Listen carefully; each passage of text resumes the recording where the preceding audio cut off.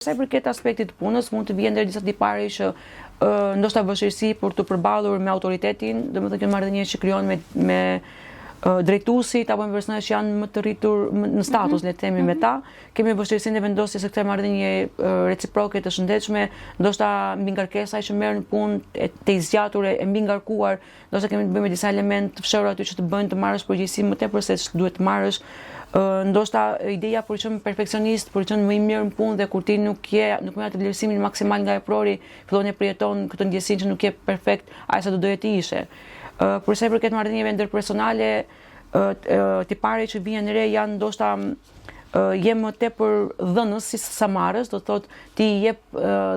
investon në një marrëdhënie pa pritur mbrapsht. Dhe në momentin që nuk merr, nuk është më problem për ty, sepse ndoshta kemi pas të bëjmë me prindër neglizhent që ndoshta nuk kanë dhënë ai se ke dashur dhe ti je mësuar që gjithkohës të investosh në marrëdhënie pa pritur reciprocitet. Ndoshta kemi të bëjmë me marrëdhënie të cilat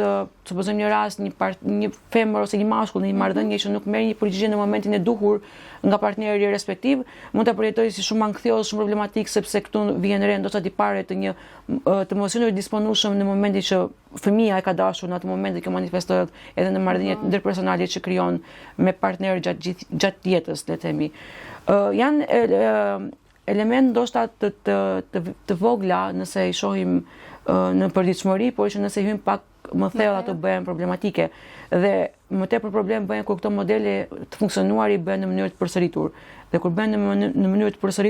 përsëriten modele, përsëritet ndjesia e frikës, përsëritet në mënyrë të vazhdueshme humbja e kënaqësisë në jetë dhe kur këto vazhdojnë për një kohë të caktuar, duhet ndalemi të shohim a ka një problem aktual apo problemi është ndoshta më i hershëm dhe është i patrajtuar, i mbartur.